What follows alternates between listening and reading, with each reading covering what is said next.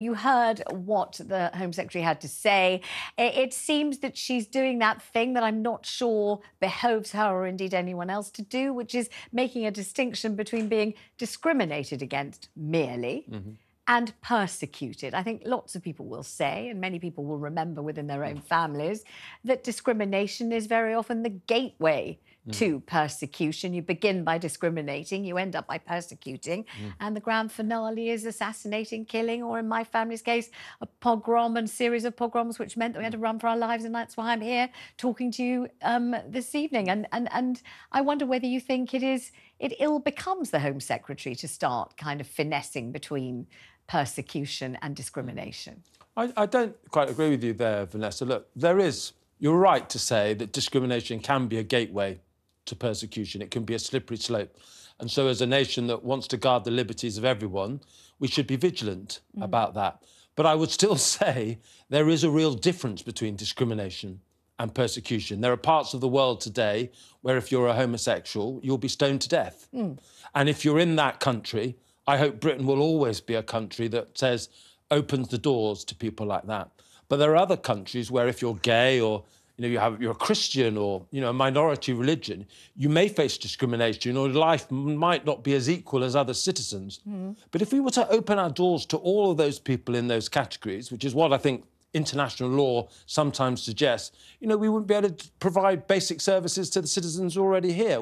There is a reasonable balance always to be struck in being a good global citizen and being a good government for your own people. But is the moral balance, is the human balance, is the compassionate balance to be finagling between discrimination and persecution? Because let's just imagine you're in a country where you're not going to be killed necessarily for being gay, let's say, but you might not get a fair crack of the whip at getting a job, for example, or it might not be the job that you're best fitted for. So you're disqualified by being gay from working or the career that you want to have. Maybe you wouldn't be given the social housing that maybe you're qualified to have. So maybe you wouldn't be able to live in a decent accommodation. You wouldn't be able to do the kind of job that you're qualified to do. Maybe it would seem absolutely fine and dandy for residents to give you a good kicking on your way back from the pub on a Friday night. Well, maybe they might think it's okay to rough you up a bit. That's getting into the realms of persecution. But that's what I'm saying. I mean, the bit where the Home Secretary stands on a stage in Washington and starts to discriminate herself about what is discrimination and what is persecution. I mean, I'm not sure that has the hallmark of a civilised society about it at all, even attempting to do that. I'm not sure about that. I think I really do. Well, you're asking a question rather than making a point. I am. I would throw it back to you and maybe more accurately to our listeners and viewers. Yeah. Maybe put it another way. In India at the moment, Muslims probably are largely second-class citizens. Yeah. Sometimes recently that seems to reach the point where Muslims are having their homes burnt for asserting their rights.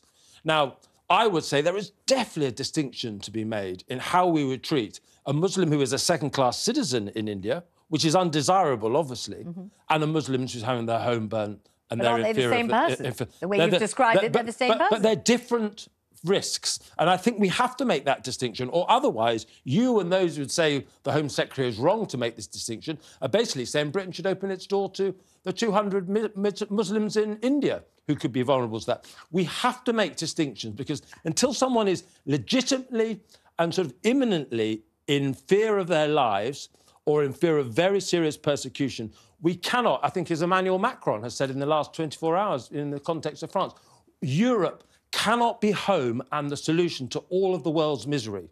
We just don't have enough room, we don't have enough capacity.